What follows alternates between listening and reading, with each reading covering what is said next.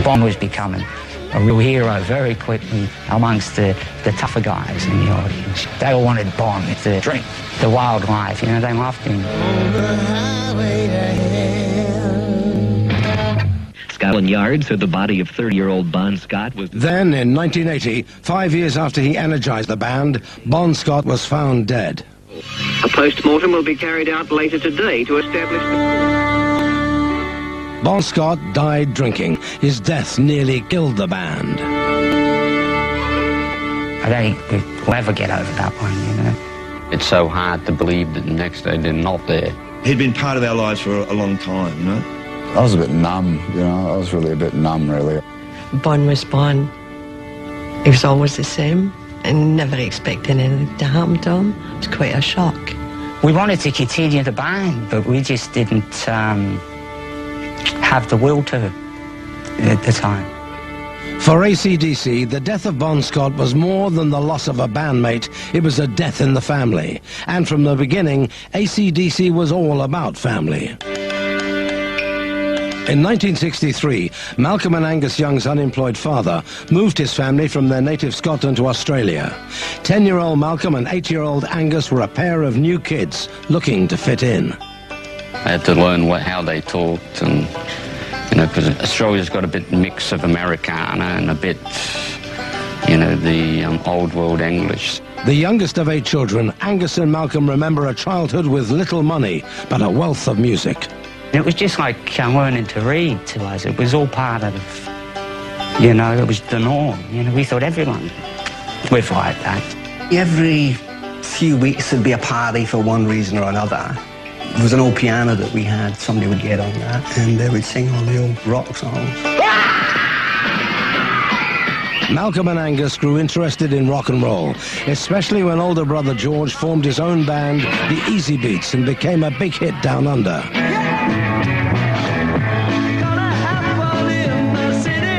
At the start of 1967, the Easy Beats scored a hit in America with Friday on My Mind. It went to 16 on the US singles charts. Angus and Malcolm were inspired by their big brother's rise to stardom. Our family had just arrived in Australia, penniless. And 6 months later, you got TV cameras outside the doors, you got a famous brother and a famous band. Eager to follow in their brother's footsteps, Malcolm and Angus quit school and joined separate bands. But in 1973, 20-year-old Malcolm suggested to 18-year-old Angus that they join forces. No, I thought, well, why not? It's better than work, you know. We told our parents we were both in the same band. They said, oh, I'll give you a week to survive, because we fought all the time. When big brother George came home from a concert tour, he was impressed by what he heard. All of a sudden the kid brothers were still the kid brothers, but my God, they knew how to play. Angus and Malcolm's band needed a name to match their high-charged sound. Their Sister Margaret's sewing machine triggered a flash of inspiration. Well, there was a sewing machine that had AC/DC on the back of it, and we would toss around names for weeks, and she just said it one night, and everyone went, that's good. To the brothers, AC/DC implied power and energy, but a local cab driver let them know that AC/DC had another meaning. Hey, you know what that means, don't you? You guys aren't all gay. I said, what? You looking for trouble, pal, you know? He said, no, seriously. Bisexual, it's AC/DC. I go, oh, we better change the name.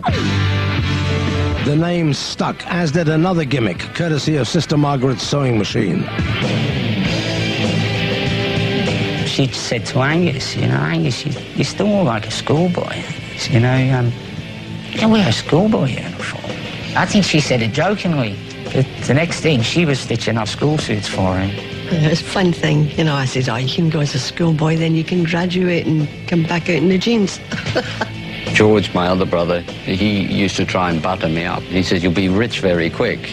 And of course, you know, at first I believed him, so I thought I'd better earn my keep, you know. In 1974, brother George and fellow Easy Beats band member Harry Vander were producing records for a small Australian label. And they decided to record AC/DC.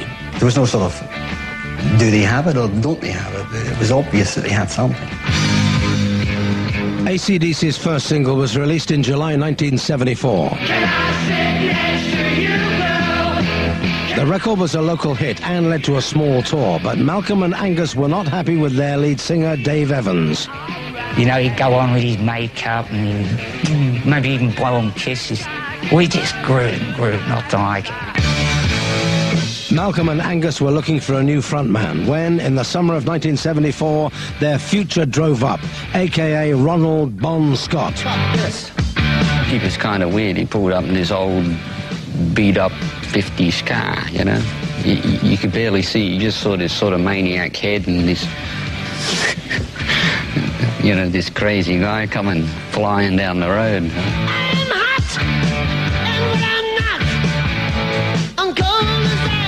Like the Young Brothers, Bon Scott was another expat raised in Australia. When we met him for the first time, it was like we'd known him forever. No with Bon, no with us guys. He almost became a brother. Bon was a wild child, bound and determined to be a rock star. All he wanted to do was be the singer in a band. You couldn't stop him once he made up his mind. That was what he wanted to do, and he just did it. He dreamed of fame, but generally found trouble instead. By 1974, he'd already served time for assaulting a cop and had recently survived a near-fatal bike crash. Bon had already worked in local bands like the Valentines and Fraternity. To Malcolm and Angus, Bon looked and sounded like a perfect fit for AC/DC.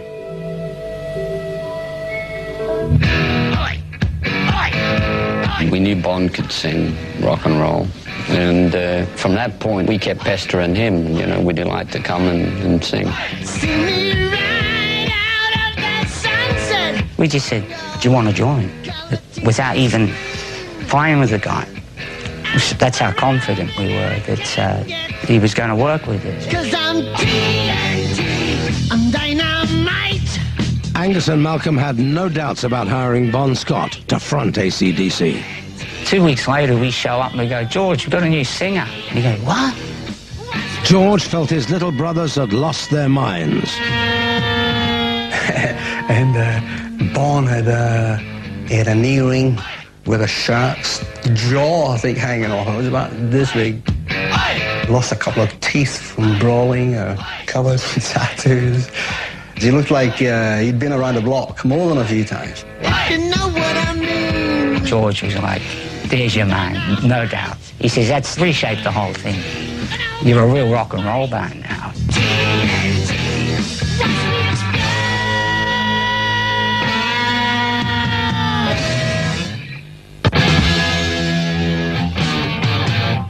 So into the fold came Bon Scott, and with him he brought a whole lot of stage presence. 28-year-old Scott was a perfect fit for AC/DC, hard-rocking and hard-living. His first appearance with the band was to be an omen of some serious hell-raising to come. The first gig, you know, he's got a bottle of bourbon, and he just juices it all, you know. And then he's got you know, there's drugs and everything coming in. And I said to Malcolm, I said, he'll be lucky if he can walk, let alone sing, you know.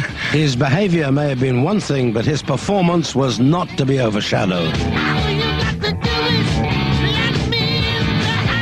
And we heard his voice proper then, and thought, geez, that guy's got some voice. He can scream, a great melody, he's got great feel.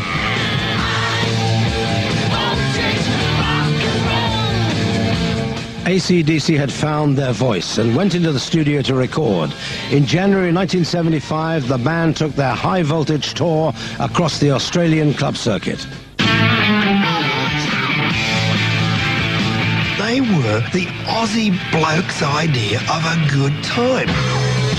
It was just hard and down and fast and mean. Rib-crunching, skull-crushing, sort of blistering rock and roll. And you know they weren't going to slip in a ballad on you.